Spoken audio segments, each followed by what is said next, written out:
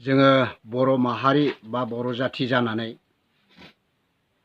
गोबां गुबुन हारिजों सोबख'जानाय नासयजानाय बे खैफोदाव गोग्लैनानै गोबां बेबायदिनो जोंनि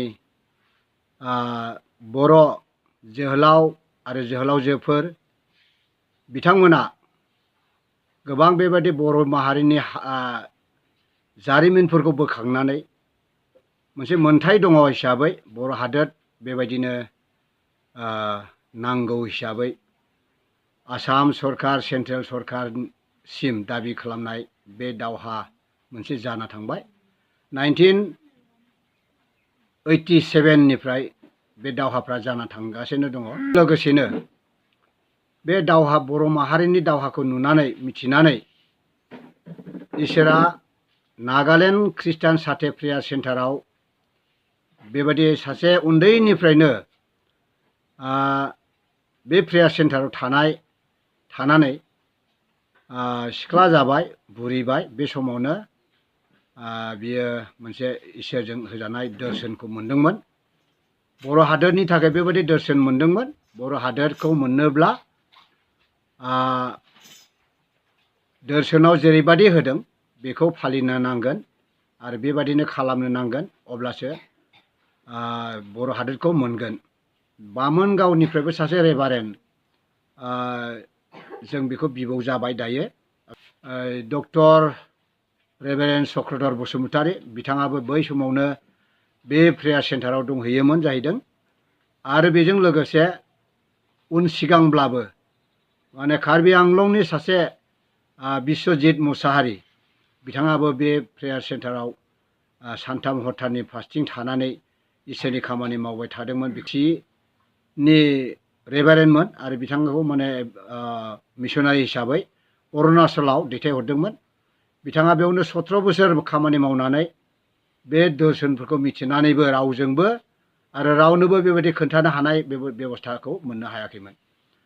आरो बे समावहाय दुंदुं हावहाव बर' हादोरनि जिथु दावहा नांनाय बाहाय रावनोबो खोन्थानो हायि जाहोनानो बेनो जाबाय मोजांखौबो बासिया गाज्रिखौबो बासिया खेंख्रा बुंनाय खोनायो, बेयावनो बोरमा मेन्दाफोर बादि बोनानै लांनानै देथारहैनाय बेफोरबादिखौ नुनानै गिनानै बिथाङाबो माने सिरि थाबाय आरो ना। बेनि उनाव फैयै 30 बोसोर थाबाय गुवाहाटीयावहाय होनबानि प्रग्रामावहाय दाखालिसो बावै रुंसारि जालांनाय जोंनि बे इउनाइटेड बर' नेशनेल फास्टिं प्रेयार प्रग्राम टीमनिनो आफादगिरि दिदोम आफादगिरि बिथांखौ बेयाव प्रग्रामावहाय लोगो मोनबाय।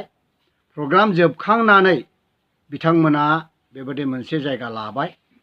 बिश्वजित मुसाहारिया रेभारेन्ड बिश्वजित मुसाहारिया बे आदा देरहागाखौ बुंबाय जाहैबाय जे आं नोंनो बेबायदि मोनसे बाथ्रा खोन्थानो बिराद गोसो जादों आरो बिराद गोबाव बोसोर जाबाय बेखौ आङो रावजोंबो रायज्लायनो हायाखै, बिनिखाय आं नोंनो आरो नोंखौसो मोनबाय आङो आरो नोंजोंसो खोन्थानो इच्छा जाबाय ओरै होननानै बुंलायनायनि गेजेरजों बे न'खराव थांनानै रायज्लायहैनानै बे बारनिफ्रायनो आखौबार माने नागालेण्ड ख्रिस्टान साथे प्रेयार सेन्टाराव बेबादि नुजाहैबाय। कनफार्म खालामनो थाखाय बे दर्शना माबादि दर्शन मादमोन बेखौ लानानै कनफार्म खालामनो थांफिनबाय। थांफिनोब्ला साब्रै रेभारेन्डफोर डिकनफोर बिथांमोना कमप्लिट बे दर्शनफोरनि खोथाफोरखौ बुंफिनहरजोबफिनबाय होदोंमोन। बे फिरफिला खोख्लैजाबायमोन, नाथाय दा दैखांफिनजाबाय बेबादि हिसाबै बुंबाय आरो दर्शन मोननायखिनिखौ खोन्थानानै हरबाय। बेबादिनो बिथांनि दैदेननायनि गेजेरजों गुवाहाटीयावहाय नभेम्बर दाननि 2017 मायथाइनि 25 थारिखआव जोङो जागायजेनदोंमोन। बाहाय जोङो दङमोन आदा देरहाग्रा मुसाहारि, एक्स MLA तामुलपुर कनस्टिटिउन्सि, आरो रेभारेन्ड समनि सिमां इस्लारि बामोनगाव, आरो कार्बि आंलंनि बिश्वजित मुसाहारि रेभारेन्ड बिश्वजित मुसाहारि, आरो लोगोसे आं दङमोन। आरो बेवहाय लकेल मण्डलिनि माखासे बिदि माने मण्डलियारिफोर दङमोन। आरो एभेन्जेलिस्ट हिसाबै डायसिसनिफ्राय एपइन्टमेन्ट होजानाय प्रबल बसुमतारी बिथाङाबो दंमोन। बेवहाय जोङो गोबां मानसि गैयामोनब्लाबो बेखिनियावनो जोङो जागायजेननो मोनदोंमोन आरो बिनि 27, 28, 29आव जोङो रिटार्न जादों। बियो फैनानै न'आवहाय माबा माबि खामानि मावदोंमोन, न'खरनि दंफां दाननाय, दालाय दाननाय, माबा दाननाय, बेफोरबायदि दाननायावनो बियो फांसे दंफांखौ गाखोनानै सिमनानि दंफांखौ बे दानदोंमोन आरो गोग्लैदोंमोन। गोग्लैनानै बियो दालायाव नांथानायखौहाय बियो गाखोनानै जांख्लायाव गाखोनानै बियो जांख्लाखौ खोख्लैनानै बेखौ गाखोबाय थादोंमोन आरो बेखौ गाखोबाय थानायावनो बियो बोरैबा गाद्लुननानै जलदब गोग्लैबाय। हायावहाय मुरा दङमोन, बे मुरायावबो हयथ' नांबाय, बिखुङाव हयथ' नांबाय, गोदना बायनानै बियो जखम जानानै बियो बेयावनो दसे सम थैहाबनानै थादों। बेनि उनाव दसे गोबावनि उनावसो बेखौहाय आन्दाज मोनबाय बे बहा थांखो आरो गेंगायबाय थानायखौ एसे खोनाबाय। उनावहाय हुस फैनानै गेंगायबाय थादोंमोन। ओमफ्राय बेबायदिनो बेखौ लोगो लोगो हस्पिटाल खालामबाय, नारायना हस्पिटालाव। ओमफ्राय बेयावनो हुस फैबाय, एसे फैबाय, रायज्लायनो हाबाय। बेयाव थानायावनो जोङो फनजोंबो रायज्लायनो हादों आरो बेबायदिनो गोजोनलायनायखौ मोननो हादों। आरो जोंनि प्लेयार हान्जाफ्रा बिनि थाखाय गोबां माने सान हर बेबायदि प्रेयार खालामदोंमोन। बे प्रेयारफोरनि उत्तरखौ जों मोननोबो हादोंमोन। नाथाय बे इसोरनि इस्सा आरो बेखौ सैताननि नासयनाय होननानै बुंनांगोन। जायनि जाहोनाव बै बामोनगावआव जि बुस्थुफोरखौ जोङो बड'लेण्ड हादोरनि थाखाय मोनसे फाइल मोनदोंमोन, बे फाइलखौ नाजावनायावहाय हयथ' सैताना परिकल्पना खालामदों बेखौहाय।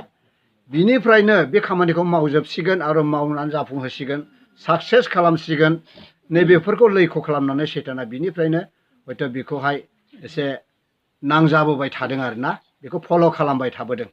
दा फल' खालामै बेखौहाय चान्स मोनाखै, न'आव थाबाय थानायाव चान्स मोनाखै। जेब्ला दंफां दाननो थांबाय, बे दंफां दाननो थांनानै गाखोनायाव बे जाथायफ्रा जानो मोनबाय।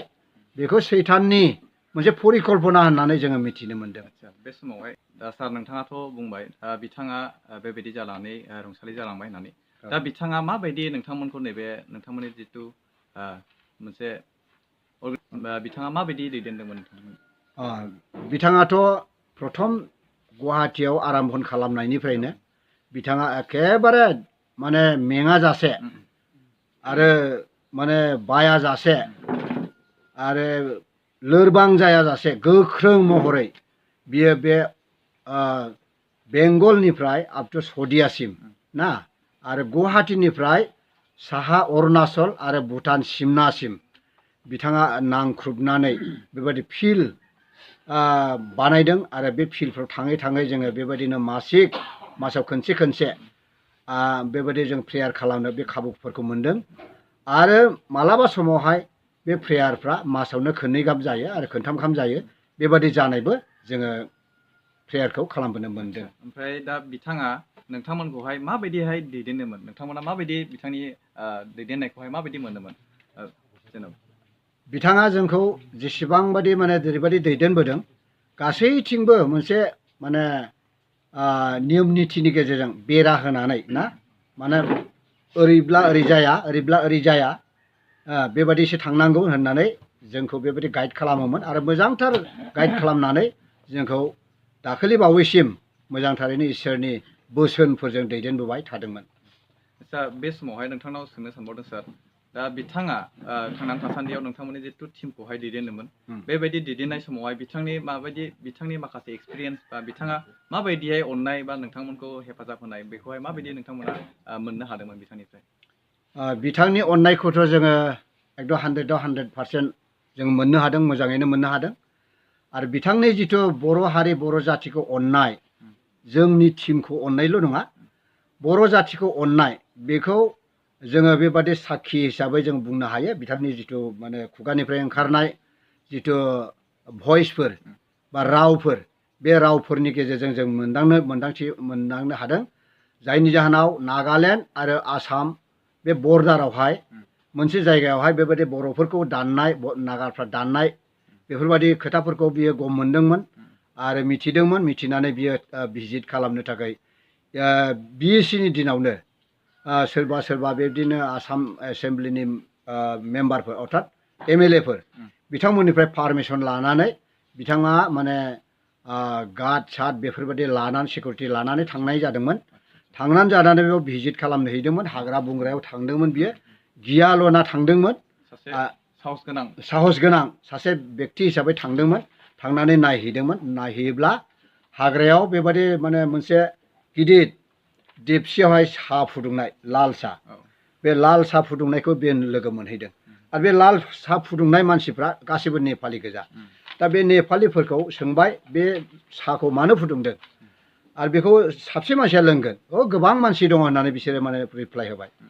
गोबां मानसि दङ माने मा खालामदों बिसोरलाय, जों मिथिया होननानै बिसोरो माने अस्वीकार खालामबाय आरो अस्वीकार खालामबाय। अब्ला बेखौ बेयो मोनदांनानै हमदांना लानानै बिसोरो जानो हागौ होननानै नायबिजित खालामबाय। खालामनानै साब्रै साबासो मानसिफोरखौ बिसोरो बे समावनो एरेस्ट खालामनानै लाबोदों होननानै जोङो मिथिनो मोन्दों आरो बिथांनि बुंथिनाय बादि जों बेखौ मिथिदों। आरो बिनि उनावहाय बे फैनानै गावनि साखुरिखौनो बियो पाब्लिक कमिसनार सार्भिस मावोमोन आरोना, साख्रि मावोमोन। बेखौ रिजाइन होनानै बे बर' जाथिखौ अननानैनो बियो बर' हादोरनि थाखाय खामानि मावदों। आरो बेयावनि जेसेबांनाखि दानजाफ्रामनाय बर'फोर, बे बर'फोरखौ गावनि जायगायाव लाबोनानै बियो एस्टाब्लिस खालामनानै दोनफैदों। बेबायदि आरो गोबां बियो बे माबाखौबो गभर्नमेन्टखौबो 3 केस होदोंमोन होनना बुंदों बियो। बिथाङा बे बाथ्राखौ बिथाङा अलरेडि बुंखाबाय। भिडिअसफोराव नोंथांमोना नुखाबाय जानांगौ। बिथाङा अलरेडि बेफोर बाथ्राखौहाय नोंथांमोननि सिगाङाव शेयार खालामखाबाय। आरो जायफोरा नैबे बिथांनि बुंनाय माखासे बाथ्राखौ नुवाखै बा खोनायाखै, दा नैबे भिडिअनि आं नैबे साइडआव बा नैबे साइडआव आङो होदों, नैबेखौहाय नोंथांमोना नायनो हागोन। आरो बेनि भिडिअनि लिंकखौबो आङो बे डिसक्रिपसनाव आं होनाय जागोन। नोंथांमोना बेयाव थांनानै चेक आउट खालामनो हागोन। बिथाङा माबायदि बुंलांदोंमोन थांनानै थासान्दियाव। आरो बिथांजों आं गोबां बिदिनो 2-3सो कन्टेन्ट लाबोदों। बेवहाय बिथाङा गोबां बिदिनो बर' समाजखौ बा बर' हारिखौ अननायनि बिसय जोङो खोनानो मोन्दों, मिथिनो मोन्दों। बिथाङा जोबोद माने हारि अनफावरिमोन। आरो दा बिथाङा बेबायदि रुंसारि जानायाव नोंथांमोननिफ्राय माबायदि खहा जानायखौ नोंथांमोना दा मोनदांनाय मोन्दों? बिथांनि रुंसारि जानायाव जोंनि थाखाय गोबां दुखुनांथाव बाथ्रा जाबाय आरो गोबां खहा जाबाय। ओरैबायदि खहा जाबाय जायनि जाहोनाव बिथांनि जेरैबायदि फिल्ड दङ, बिथाङा जेरैबायदि फिल्डखौ मेनेज खालामोमोन ना, बेबादि जोंनियावहाय बेबायदि फिल्ड गैया आरो जोंहा बेबायदि क्षमतापुर्न नङा। दा बेनिखायनो जोंनि थाखाय एकदम 100आव 100% माने जोंनि गेजेरावहाय बिथाङा जे माने रुंसारि जालांबाय, बे खहा जाबाय जोंनि थाखाय। बेखौ जोङो बुंनो हायो, मोनदांथिया। दा बिनि उनावहाय दा बिथाङा जितु प्रेसिडेन्टआव दंमोन ने, बिथाङा नैबे टिमखौहाय दैदेनदोंमोन, नोंथांनि टिमखौहाय। दा नोंथाङा मा पदआवहाय दङ जेनेबा? आङो बिथांनिनो भाइस प्रेसिडेन्टआव दंमोन। आदसा मादै, नोंथाङा बे टिमाव दं नङा होमबा? दा नोंथाङा नैबे सार बिथाङा रुंसारि जालांबाय, दा बिथाङा रुंसारि जालांनायाव नोंथांमोना माबायदि खहाखौ मोननांदों? जों माने जों बे ग्रुपनिनो मानसि हिसाबैहाय माने जिउआव दुखु मोनदों बयबो। बिदिनो फिसाफोर हिसाबै जोंनि जिउआव मोदैबो गबोबाय। ओमफ्राय दा बिदिनो बे माखासे थानाय लिडारफोरनि गेजेरजोंहाय जों गोजोननाय मोनगोन। बेजोंनो जों थुलुंगानायखौ लालांगोन। नों एसे आं एसे होननानैबाबो जों बेखौ बोलोगोरा जानजि खाफ्रानानै दं आरो। नोंथांमोना माबायदि दुखु मोननायखौ? जे देरहाग्रा मोसाहारिया जोंखौ मोजाङैनो दैदेनलांबाय। गोबां फोथायारिफोरनि जिबनावहाय गोबां दिनै बोसोन होलांबाय, फोरोंलांबाय। बर' हारिनि थाखायहाय गोजोननाय सान्थि लाबोनो थाखायहाय। आरो दिनै बे गोबां खहा खालामनानै मावलांबाय, दिन्थिलांबाय, फोरोंलांबाय। आरो दा बेनि रुंसारि जानाय समाव गोबां दिनै बेहा थाखा फैसा गोबां दिनै खहा जालांबाय। दिनै गारबाय। गोबां मानसिया दिनै बेखौ अननायजों जों मोनफिननो थाखाय जोंखौ फोरोंनांगौ होननानैहाय बेखौ जों मोननो हास्थायदोंमोन, नाथाय जों मोननो हायाखिसै। बे इसोरनि इस्सा। दिनै बयबो अननायजों बिनि अननायखौ जों मोननानै आरोबाव जोङो बयबो बिनि जिबनखौ मोनफिननो थाखायहाय जोङो गोबां हायाब्लाबो बयबो दिनै अननायखौ होदोंमोन। थाइसे थाइनै बिनि सायाव मदद खालामनानै जों आखाइ फोलावनानै जों बेनो मदद खालामदोंमोन। दा जों बेबायदि अननाय अनसुंथाइ होसेयावबो जों दिनै बे देरहाग्रा मोसाहारिनि जिबनखौ जों मोननो हायाखिसै। बेनि थाखायनो जोंहा गोबां दुखु दं। दा जोङो बिनि सायावहाय जोंहा दिनै खहा जालांबाय। दिनै जोङो बिनि जायगायाव आरो जों आसा दं मिजिं दं जोंहा मानो मोनफिनगोन आरो गायसनगोन आरो जि उननि बिनि जायगायावहाय फसंजागोन बियो जोंखौ मोजाङैनो दैदेनलांगोन बेखौनो जों आसा खालामनानै जोङो थाबाय आरो